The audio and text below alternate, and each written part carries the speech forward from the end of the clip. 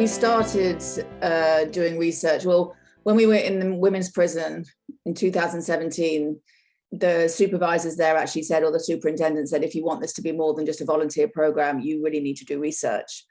And so we then had a connection to Dr. Sarah Bowen, who was an independent researcher affiliated with, no, she wasn't independent, she was actually PhD professor, ran programs in the psychology department at Pacific University. And she was really interested in doing the work. But they did a lot of work with mindfulness, addiction, and various different things. And so we started in 2017, and we're still not done.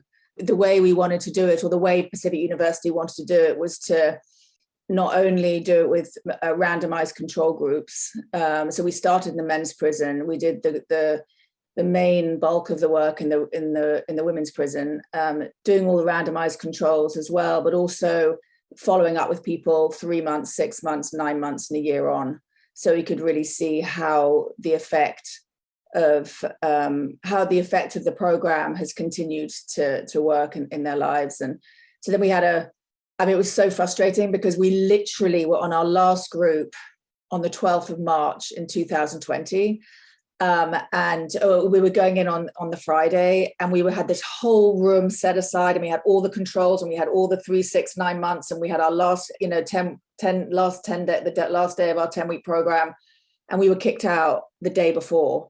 So we lost a whole bunch of the research, and then we were just waiting. Well, then we kind of followed up because I could send all the packages out to people. And it was a right pain in the ass, to be fair. Like, if I'd known how much work the research was, I'm not sure. Well, I do it because it's needed. Like, it's really needed. But Jesus. So anyway, we had to get all that stuff out, and then we actually tried to get back in to do a last program. But we're actually now writing up the research. We just less than 80. We wanted to get just over 80, but we have just less than 80, which is what it is.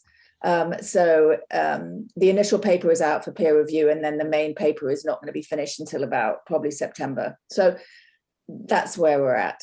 I don't know if that was thorough enough. Thank you. That was amazing.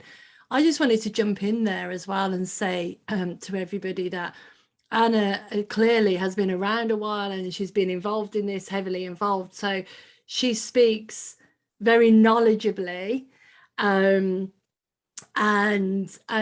wherever you are on your journey might not be, some of that stuff that Anna said. It might sound a bit like, oh my God, I want to get involved.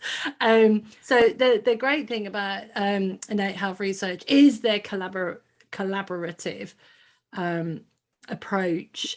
A little bit similarly, I did research with other people, and it was amazing what they did, but it was very much, I did my thing, they did their thing. We occasionally asked each other questions.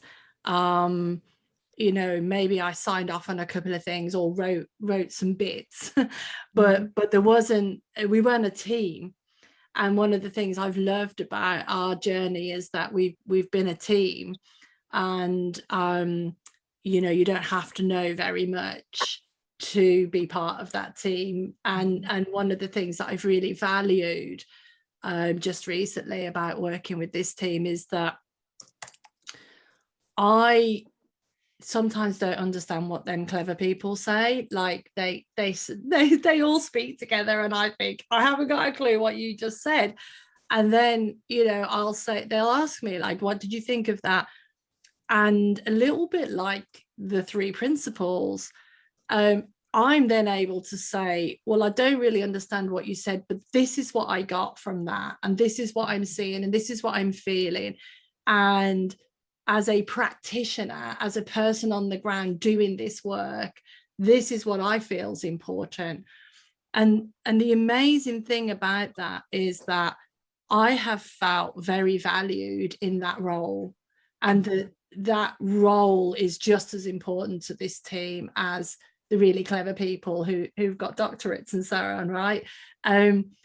It's been a revelation to me, and again, it's made me realize, like, you just have to be who you are and show up who you are truthfully to be able to contribute to something.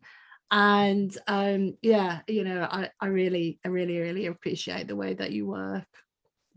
Well, I'd love to jump in there because I thought the same thing when Anna was speaking. It's just, at the beginning of doing any kind of research project, you don't know anything about it, right? I mean, I don't know about you guys, but I had never even participated in a research project before I started doing research.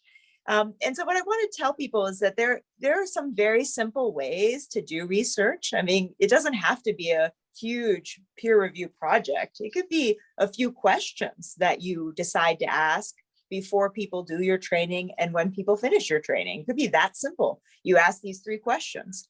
And one of the roles I've really enjoyed at 3 Principles Research and Consulting, and we plan to continue, is being able to advise people about those kinds of questions. So people call me and we have a conversation about research and how it works. And we talk about what kinds of questions would they ask and what kind of population are they working with?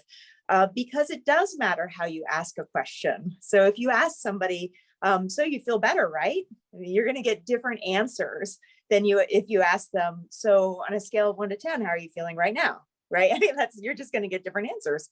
And so it is important how you ask your questions. And so if you do something like that for yourself, your clients, your program, what you can do is you can put those answers together and you can describe what's happening in your program to potential partners, to potential clients on your website. Because when you ask questions and you get answers, it gives you a picture. It gives you one picture and you can work with that picture to say, this is what's happening in my program. And that's a very simple procedure you can take without a lot of effort.